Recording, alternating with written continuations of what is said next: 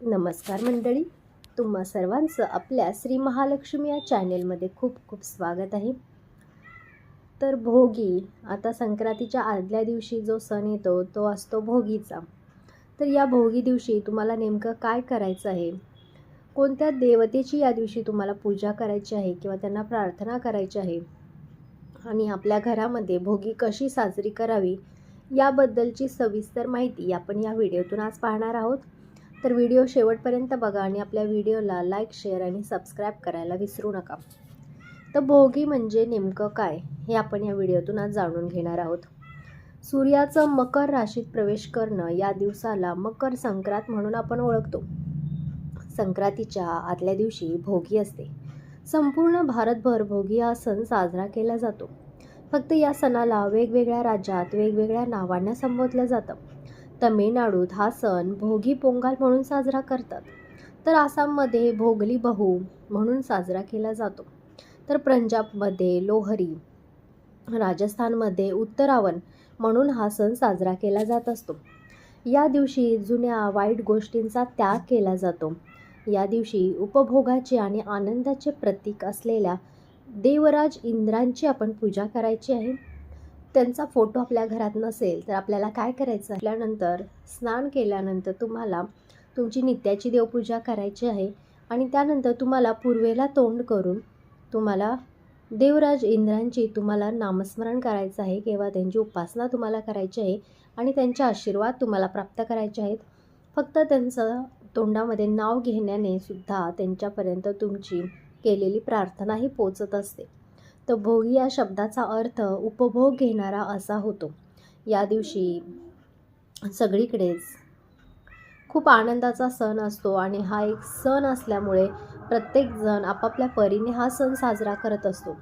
आपल्या घर स्वच्छ करणं किंवा घरासमोर दरवाजासमोर रांगोळी काढणं, तसेच घरातील सर्वजण अभ्यंग स्नान करून नवे कपडे परिधान करत असतात. आणि विशेष म्हणजे या दिवशी अंघोळीच्या पाण्यामध्ये काळे तीळ टाकले जातात.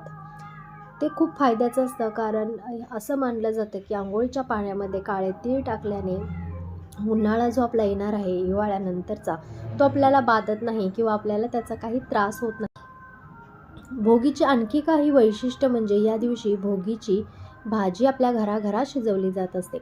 विशेष म्हणजे या मोसमात सर्व प्रकारच्या भाज्या येतात.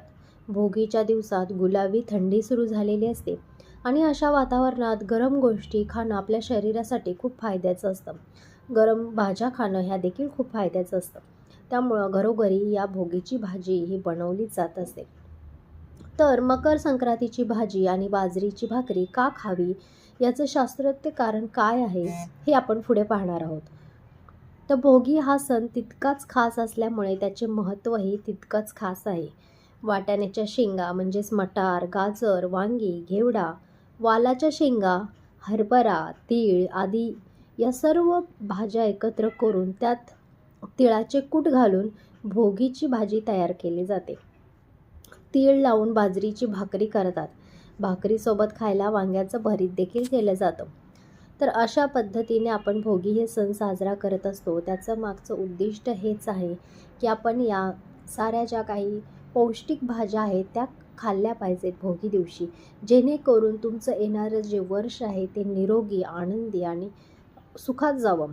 कारण आपण ह्या पौष्टिक भाज्या या दिवशी खाल्ल्या की वर्षभर आपल्याला आपल्या शरीरामध्ये कोणतीच दुखापत किंवा आपल्याला कोणते आजार जडत नाहीत. याचं महत्त्व हे आहे या दिवशी, भोगी दिवशी ह्या भाज्या खाण्याचं. त्यामुळे तुम्ही जर भोगीचा सण साजरा करत नसाल किंवा या दिवशी ह्या भाज्या बनवून खात नसाल तर ही खूप मोठी चूक करत आहात. कारण ह्या दिवसाचं विशेष असं खूप महत्त्व आहे. नक्षत्र खूप बदललेले असतात या दिवशी आणि ते नक्षत्र आपल्या शरीरावरती त्याचा परिणाम करत असतात. कारण ह्या भाज्या जर आपण या दिवशी खाल्ल्या तर वर्षभर आपल्याला आजारांपासून किंवा कोणत्याही रोगराईपासून आपली मुक्तता होत असते किंवा त्याच्यापासून आपला बचाव का होईना आपण होत असतो. त्यामुळे तुम्ही या दिवशी आवर्जून या भाज्या खाल्ल्या पाहिजेत आणि बाजरीची भाकरी, तीळ लावलेली बाजरीची भाकरी या दिवशी खाणं हे खूप महत्त्वाचं आहे.